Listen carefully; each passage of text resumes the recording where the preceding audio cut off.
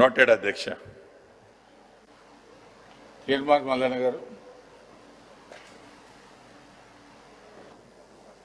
Sir, special మెన్షన్లో మొన్న నేను కాకతీయ యూనివర్సిటీకి పోయినటువంటి సందర్భంలో కాకతీయ యూనివర్సిటీలో ఉన్నటువంటి సిబ్బందిని, విద్యార్థులను అందరినీ కూడా ఆ ఆడిటోరియంలో కూర్చోబెట్టి వారి సమస్యలు ఏంటి అనేది నేను పోయి అడిగితే సార్, కాకతీయ యూనివర్సిటీలో contract, part time, out sourcing అనేటువంటి రకరకాల టీచింగ్, నాన్ టీచింగ్ స్టాఫ్ ఉన్నారు సార్.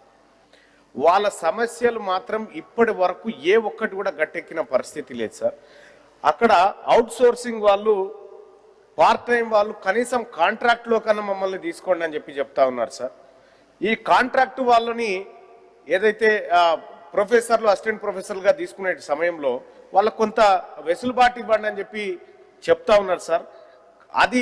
ఇదొక కాకతీయ విశ్వవిద్యాలయానికి సంబంధించినటువంటి అంశమే కాదు సార్.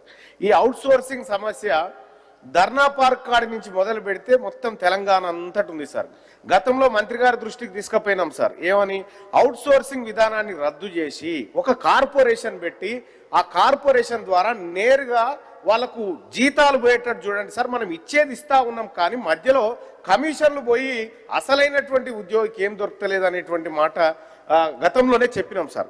మొన్న ఏం జరిగిందంటే సార్, ఇక్కడ ఈ మీటర్ రీడింగ్ తీసేటువంటి వాళ్ళు ఉంటారు సార్, ఏది కరెంటు మీటర్లకు రీడింగ్ తీసేటువంటి వాళ్ళు ఉంటారు సార్. ఎన్పిటిసిఎల్ అనేమో వాళ్ళకి 30 రోజుల పని దినాలు దొరుకుతాయి సార్. ఎస్పీటీసీఎల్ అనేమో 30 రోజులు ఉండదు సార్ పని. వాళ్ళు కొద్ది రోజులు మీటర్ రీడింగ్ తీయాలి సార్, మిగతా రోజులు పస్తులు ఉండాలి. ఆ పరిస్థితి ఉంది సార్. ఈ మీటర్ రీడింగ్ కార్మికులకు సంబంధించి ఎన్పిటిఎస్సిఎల్లో ఏదైతే విధానాన్ని కొనసాగిస్తా ఉన్నారో ఎస్పీటీసీఎల్లో కూడా సేమ్ అదే విధానంతో వాళ్ళకు పూర్తి స్థాయి పని కల్పిస్తే వాళ్ళ కుటుంబాలు బతుకుతాయి సార్. మీటర్ రీడింగ్ కార్మికుడు సమస్య మామూలుగా ఉండదు సార్. మిట్ట మధ్యాహ్నం మీటర్ రీడింగ్ దిద్దామని గేట్ వేసి ఉంటే గేట్ ఎక్కుతాడు సార్. గేట్ ఎక్కగానే వాడు దొంగ ఊరుకొచ్చి కొడతాడు సార్. వాళ్ళని రకరకాల ఇబ్బందులు ఎదురవుతూ ఉంటాయి సార్. సో అటువంటి వాళ్లకు మనం ఈ అవుట్ సోర్సింగ్ పద్ధతినే కాకుండా సార్, ప్రభుత్వం ఒక సపరేట్ కార్పొరేషన్ వేసి దానికి ఒక పాలసీ తీసుకొచ్చి 19-20 వేల రూపాయలు ఇస్తుంది సార్. ప్రభుత్వం ఇస్తలేదని కాదు సార్, ప్రభుత్వం ఇస్తుంది. అతనికి పోయేసరికి 11,000, 12,000 పోతుంది సార్. ఈ మధ్యలో ఇవన్నీ కటింగ్లు పోతా ఉన్నాయి సార్ వీళ్ళ ఏజెన్సీల కారణంగా. ఈ ఏజెన్సీ విధానాన్ని ఎత్తేయండి సార్. ఏజెన్సీ విధానాన్ని ఎత్తేసి నేరుగా కార్పొరేషన్ ద్వారా వాళ్ళకి ఇవ్వండి. రెండోసారి ఇక్కడ ఇదే ఇందిరా పార్క్ దగ్గర సార్ మనం ప్రభుత్వం అనుమతిస్తాం. గతంలో ఇందిరా పార్క్ మూవ్ చేస్తే ఈ ప్రభుత్వం వచ్చిన తర్వాత ప్రజలు నిరసన తెలుపుకోవడానికి, తమ అభిప్రాయం తెలుపుకోవడానికి ఒక వేదిక ఉండాలని ఈ ప్రభుత్వం ఇందిరా పార్క్ ఓపెన్ చేసింది సార్. ఇందిరా పార్క్ ఓపెన్ చేసే వరకు బాగానే ఉంది సార్.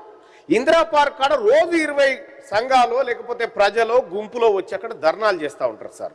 ఇందిరా పార్క్ సంబంధించి ఇప్పుడు సార్ ఇదే సభలో మనం స్పెషల్ మెన్షన్స్ అని తీసుకుంటా ఉన్నాం సార్, క్వశ్చన్ అవర్ ఇస్తా ఉన్నాం సార్, అలాగే నోటీసులు ఇస్తా ఉన్నాం సార్, ఇవన్నీ చేస్తా ఉన్నాం సార్.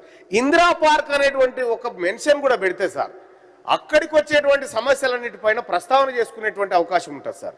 ఎందుకంటే నేరుగా ప్రభుత్వం ఇందిరా పార్క్ దగ్గర చేస్తే ఖచ్చితంగా సభలో చర్చ జరుగుతుంది, సభ దృష్టికి పోతుంది అనేటువంటి ఒక అభిప్రాయం ఏర్పడుతుంది సార్. అప్పుడు మనం ఇందిరా పార్క్ ఇచ్చినటువంటి వెసులుబాటు ఏదైతే ఉందో సార్, అది ఇక్కడ ప్రస్తావన జరిగితే పూర్తి న్యాయం జరిగినట్టు జరుగుతుంది సార్. ఇక రెండో అంశం సార్, విఆర్ఏలకు సంబంధించిన లొల్లి కూడా ఇందిరా పార్క్ అని అవుతా ఉంది సార్. నేను పోయినా విఆర్ఏలు సార్ 3,000 పైచిలకు మంది విఆర్ఏలకు ఇంకా నియామక పత్రాలు ఇవ్వలేదు సార్. కారణం ఏంటంటే సార్, ఓఎస్లు అంటే ఆఫీస్ సబార్డినేట్ గా పనిచేస్తున్నటువంటి వాళ్ళు ఎవరైతే ఉన్నారో, మాకు జూనియర్ అసిస్టెంట్లు ప్రమోషన్లు వస్తాయి, మీరు నేరుగా విఆర్ఏ నుంచి జూనియర్ అసిస్టెంట్లకు తీసుకుంటా ఉన్నారు ఉన్నత విద్యా అర్హతలు ఉన్నటువంటి వాళ్ళని అని చెప్పి వాళ్ళు కోర్టుకు పోతే కోర్టు ఆపేసింది సార్. సార్ నేను ఏమంటున్నా, ఫస్ట్ సబార్డినేట్ ఉద్యోగాలను ఇవ్వండి సార్. ఈ 3,000 పైచిలకు మందికి ఇప్పటికీ 600-700 మంది చనిపోయినారు సార్. దయచేసి ఆ విఆర్ఏల అంశం కానీ, ఇటు మీటర్ రీడింగ్ కార్మికులకు కానీ, కాకతీయ యూనివర్సిటీకి కానీ వీళ్ళందరికీ న్యాయం చేయమని చెప్పి, ఇవన్నీ సమస్యలే సార్, ఇందిరా పార్క్ సమస్యలు ఇవన్నీ. దయచేసి దీన్ని ఇందిరా పార్క్ స్పెషల్ మెన్షన్ కింద కన్సిడర్ చేయండి సార్. Thank you.